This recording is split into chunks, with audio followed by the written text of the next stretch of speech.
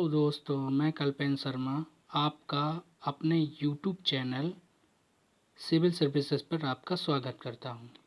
आइए आज हम अपने एक महत्वपूर्ण करंट अफेयर के टॉपिक पर बात करते हैं। जैसा कि आप लोगों ने देखा होगा थंबनेल पर, इसरो ने जो अचीवमेंट प्राप्त किया है कार्टोसैट 3 को भेजकर, उसी के बारे में आज हम चर्चा करेंगे।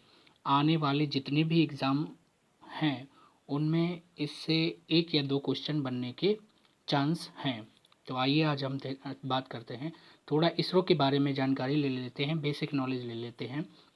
इसरो की अगर हम बात करते हैं तो इसरो की जो फुल फॉर्म है वो Indian space research organisation, Indian space research organisation अर्थात भारतीय अंतरिक्ष अनुसंधान संस्थान है। इसकी स्थापना की अगर हम बात करते हैं तो इसकी स्थापना जो हुई थी वो 15 अगस्त 1969 को हुई थी, अर्थात 15 अगस्त 1969 को इसकी स्थापना हुई थी। इसका हेडक्वार्टर जो है बेंगलोर जो पड़ता है वो कर्नाटका में पड़ता है।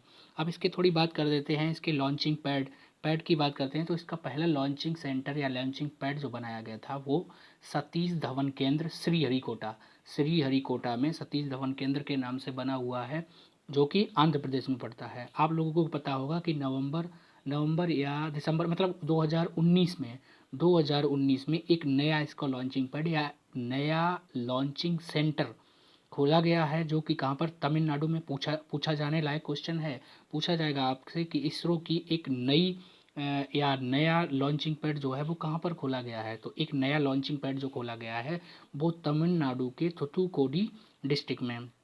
थुथुकोडी डिस्ट्रिक्ट जो है यूपीपीएससी वालों के लिए ज़्यादा इंपॉर्टेंट हो जाता है, और जो वनडे एग्जाम होते हैं उनमें तो केवल यही पूछ लेगा कि इसका लॉन्चिंग पैड जो है वो कहाँ पर खोला गया है। इसका लॉन्चिंग पैड जो खोला गया है तमिलनाडु के थुथुकोडी जिले में खोला गया है। अब इसके बारे में थोड़ी जानकारी ले लेते हैं। जैसे इसरो की अगर बात करते हैं तो इसरो ने अपना पहला सैटेलाइट जो भेजा था उसका नाम जो था वो आर्यभट्ट था। आर्यभट्ट के बारे में अगर हम बात करते हैं तो आर्यभट्ट ये वही, मतलब साइंटिस्ट भी कह सकते हैं इनको, भूगोलचार भी कह सकते हैं, मतलब ये कई मामलों में आगे थे।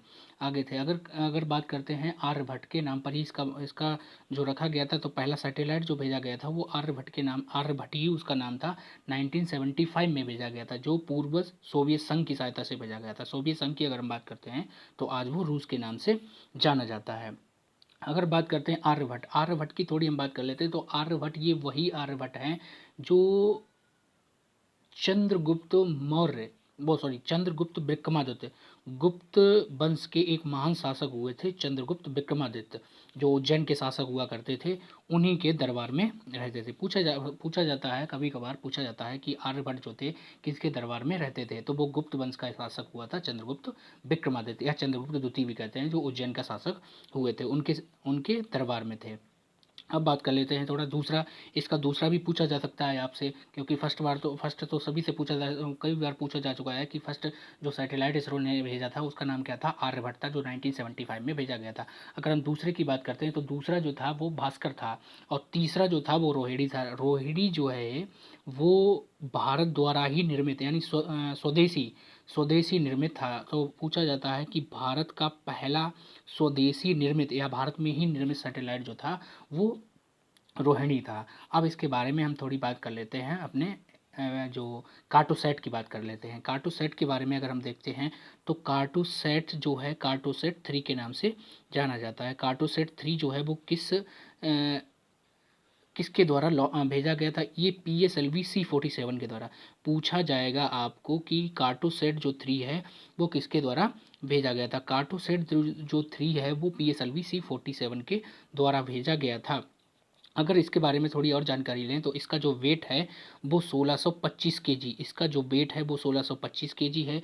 और ये जो डिस्टेंस कवर करिए, वो मतलब डिस्टेंस इतना इंपॉर्टेंट नहीं है, आप इसका ये याद रखिए कि कार्टोसैट 3 जो है उसको किसके द्वारा भेजा गया, उसको PSLV C47 के द्वारा भेजा गया है। और अगर इसके वेट की बात करते हैं तो इसका वेट जो है वो 1625 केजी, इसका जो वेट है वो 1625 केजी है। अब बात करते हैं ये इम्पोर्टेंट क्यों हो जाता है। ये इम्पोर्टेंट इसलिए हो जाता है क्योंकि इसी के साथ में PSLV C47 के द्वारा यूएस के 13 जो नैनो सैटेलाइट्स हैं वो इसी के माध्यम से भेजे गए थे। अगर बात करते हैं 13 में, तो 12 जो इसके थे वो ऑब्जर्वेशन सैटेलाइट्स हैं, जो कि किसके, अर्थ के ऑब्जर्वेशन सैटेलाइट्स हैं। और इसके बाद जो एक है, मतलब 13 भेजे गए थे, जिसमें 12 जो हैं वो अर्थ की सैटेलाइट, अर्थ की अर्थ का ऑब्जर्वेशन करेंगे। और जो एक सैटेलाइट है, जो 13वां सैटेलाइट है, वो कम्युनिकेशन टेस्ट के बारे में जानकारी देगा। ये जो हैं, ये 13 सैटेलाइट जो हैं वो नैनो सैटेलाइट्स हैं यूएस के, इसलिए ज़्यादा इम्पोर्टेंट हो जाता है। अब बात करते हैं कार्टोसेट।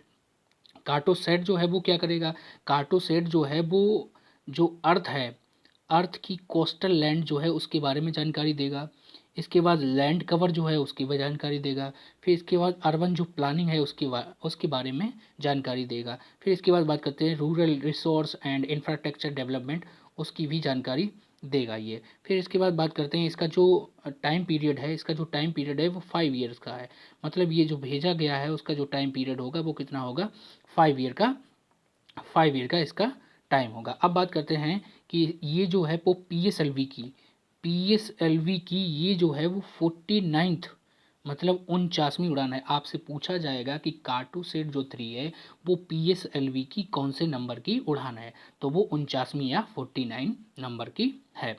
फिर इसके बाद पूछा जा सकता है आपसे कि जो ये लॉन्च किया गया है ये कौन से केंद्र से लॉन्च किया है। अभी हमने आपको बताया था कि इसके जो मतलब अब 2 लॉन्चिंग पैड हो गए। पहला तो था श्रीहरिकोटा सतीश धवन केंद्र था, जो आंध्र प्रदेश में स्थित था। अब इसके बाद तमिलनाडु तूतुकुड़ी जिला में स्थापित कर दिया गया है। तो जो कार्टोसेट जो 3 है वो आपका PSLV-C47 के द्वारा, और PSLV-C47 की जो उड़ान थी ये कौन सी थी, 49वीं नंबर की उड़ान थी। इस और ये जो है जी सतीश धवन केंद्र की अगर हम बात करते हैं तो उसकी ये 74th लॉन्च व्हीकल मिशन है ये, मतलब 74वां है। सतीश धवन से अगर इसकी कार्टोसेट 3 की उड़ान की बात करें तो ये 74वें नंबर की आपकी उड़ान। बस इतना ही इसमें पूछा जा सकता है, आने वाले एग्जामों के लिए बहुत इंपॉर्टेंट है।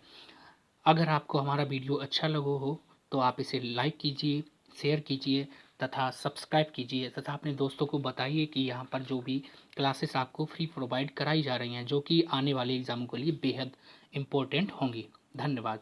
सुरक्षित रहिए, अपना ख्याल रखिए तथा अपने परिवार वालों का ख्याल रखिए। जय हिंद। धन्यवाद।